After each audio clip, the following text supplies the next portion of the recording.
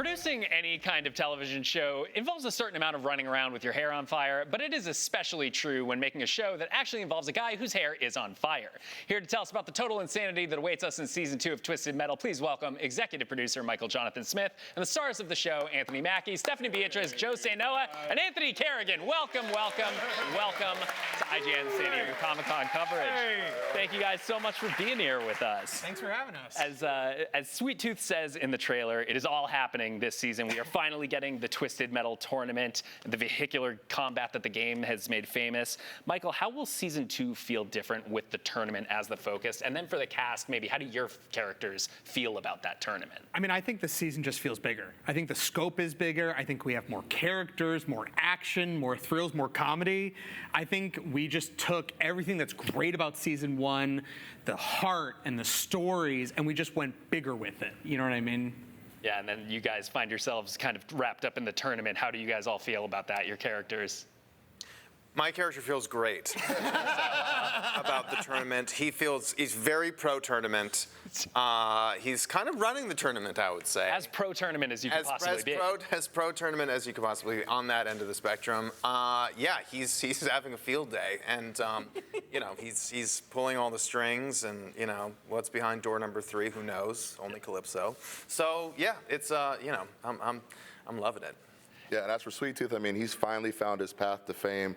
Through Calypso's tournament, he can finally be the greatest killer the world has ever known. So, you know, it works out nice for him, too. He's well on his way. Oh, he's well on his way. Well, I'm also pro-tournament, I think. I'm pro-tournament. You are pro-quiet. I'm pro-you.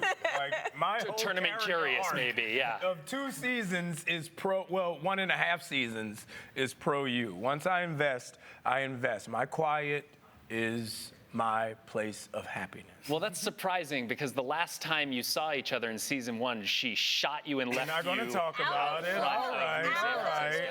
Love hurts. Is that kind of affecting the relationship in season 1 when we pick up with them? Yeah, I think it affects them. And as soon as we start, we see them trying to sort of function together, and we're not really sure, have they outgrown each other? Have they changed? No, like, who else have they had? We try to function, have and they, you... like, maybe made out with some other people? You know, it's very... I haven't made out with anybody else. I believe I'm saving myself for the woman that I love, who's my co-pilot. This part is based on Anthony in real life. There's a lot of prep you got to do for the tournament. You're busy. I get it. Michael, talk a little bit about working with Sony on season 2, especially because this season includes so much more from the games. Yeah. Was that conversation different this year? No, I think what's so great about working with Sony is that they're very much, not to use a pun, game for us to just have fun with this. Ding, ding, ding, ding, ding. No, they're super into it. I mean, what's so great about it is we're able to.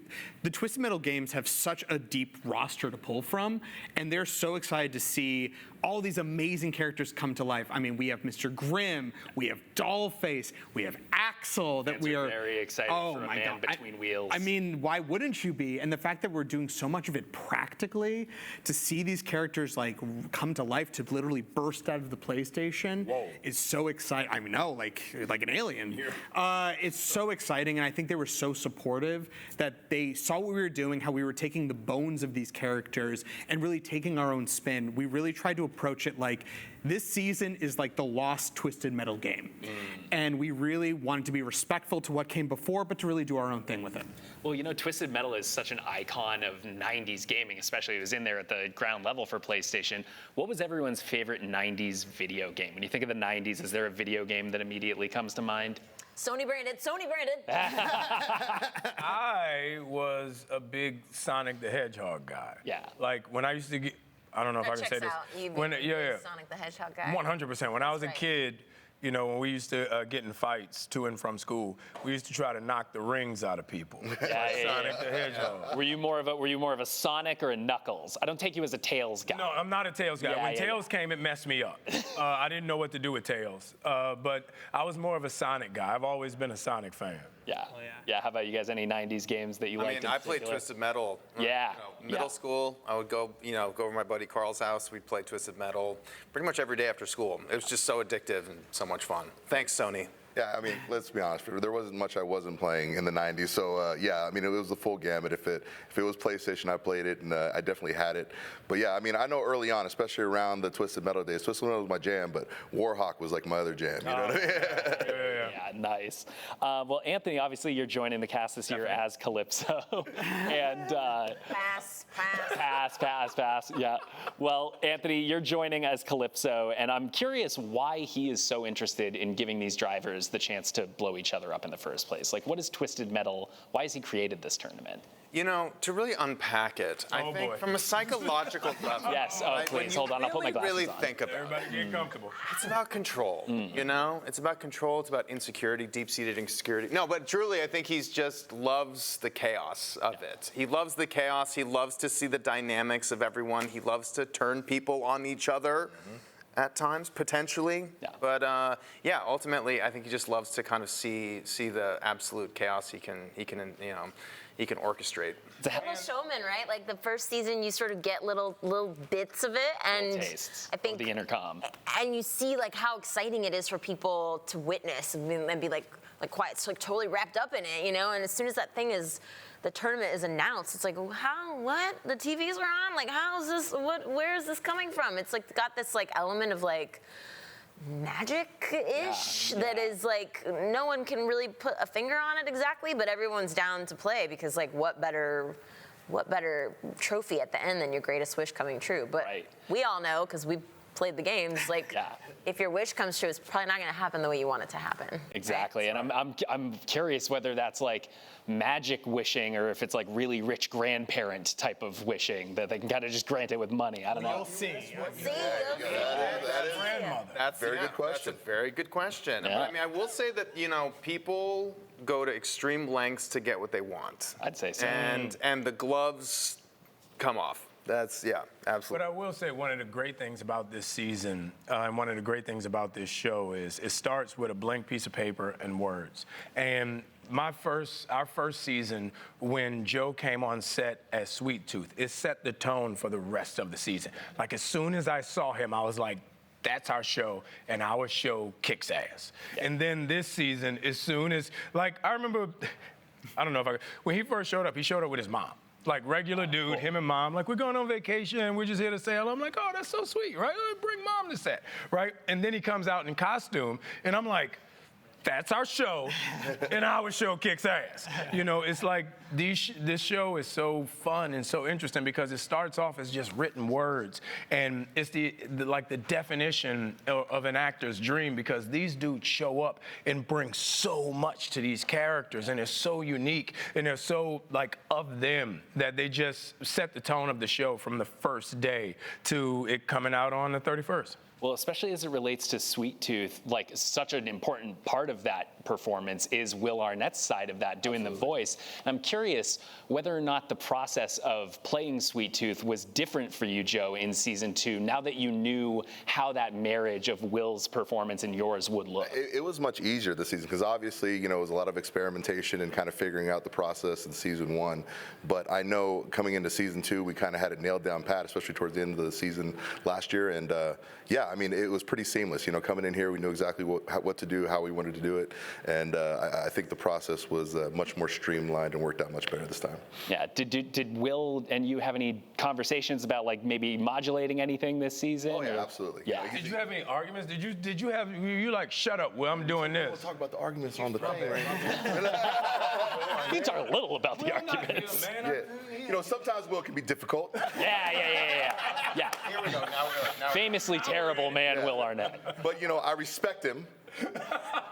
So, you know, we went with some of his takes, but it was cool, yeah. Oh, how kind of you. That Mike, that's really nice. No, it's fine. No, I'm good. Thank you, Will. Now, if all of you were to compete in Twisted Metal yourself, what vehicle do you think you'd be bringing into that? Stephanie. Ooh, let me start because I know the most about cars Yeah. of anyone on this set. I don't know. I mean, I don't know. Something that gets really, really good gas mileage. You know, very strong. I think I'd reinforce what are they called? The sides of the car? Yeah, the sides of the car. Side panels. Have some extra gas and hope for the best. No guns or anything. You're just gonna go totally. I mean, listen, I'm not trying to like. I'm just gonna be running mostly. Yeah, okay. You know, like I'm just gonna try to stay alive. I mean, that's probably what I would do. Cool. Yeah. Joe, how about you? A Toyota Hilux 4x4. I don't know if you're familiar with this truck. It's a very small, very mass-produced worldwide truck, and they're completely indestructible. I have had one when I was a youth. I crashed it several times into several things, and it still ran. It still kept going. And Good armor ratings on it. Great armor rating. Good. Maxed out armor. Yeah, and if you don't want to change the oil in something, then get yourself a Toyota Hilux, because you cannot change the oil in that thing, and it'll keep I running. definitely don't. How about you, Anthony? You know, I think probably, I mean, the only thing that's popping in my mind is being on a motorcycle with my dog in a sidecar. Ooh, that's very twisted metal. You know, full with goggles and everything, you know, because, machine gun. A little And, scarf. she gets her own machine gun naturally, you know, and a scarf. Yeah. Yep. You know? Good. Anthony, how about you? I just finished building a 57 Fairlane, and in the 50s and 60s, nobody made cars like Ford. So I would go with a 57 Fairlane, 4-door convertible, because it was the first hardtop where the entire hardtop went into the trunk. So I would do a 57 Fairlane convertible because it's a metal body with a completely galvanized steel frame and a completely titanium drive chassis, because you need your chassis to work. You need your drivetrain to work to keep moving, because you're running into stuff. Yeah. So I would switch out the engine. Ford has a great engine called a Coyote. So you have the Hellcat. You know the Coyote. You've put some thought into this. Oh man, the Coyote. You built this car in your mind prior to everybody this. do the LS swap. I do the Coyote swap. I want to amend my answer. I want to ride with Anthony.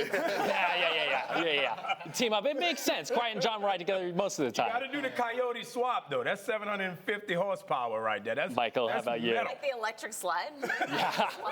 How about you, Michael? I would do Axel's rig, but I'd wear a shirt. Yeah, that's a good point. No one Yeah. wants to be like, is that guy wearing a sweater? No, he's shirtless. What the hell? How respectably intimidating. Well, hey, Blind you. Let the sun hit the white. exactly. Yeah. David Cross in a rig? We found out how to get David in here. Well, you guys, that's about all the time I have. I do want to ask, though, we are at San Diego Comic-Con, obviously. I have two guys here that are in some of the biggest superhero movies of the year. I'm very curious to know, what would Captain America's favorite Justice League member be, and what would Metamorpho's favorite Avenger be? And I will have to sleep on the roof of the hotel if you guys don't answer this for me. This is good. Let them fight. Listen, it's okay that Metamorpho's your favorite. It's okay, you know, like it's okay. I mean, yeah, I would have to say Captain America. Yeah. I would say he's right. Yeah. I'm right. You know, it's all good. It caps. I would say Metamorpho. He can turn into gas and fly around as a severed head. He has That's wonderful pretty awesome. garments and powers of mass destruction. Yeah, exactly. You can keep Cap afloat. Oh, there you go. Just in case the jetpack goes down. Team up. Oh man, somebody write this down quick. Guys, thank you so much. Thank you so much for coming in. Season 2 of Twisted Metal premieres next week, exclusive on Peacock. But right now there is more coverage of San Diego Comic-Con right here on IGN. July 31st.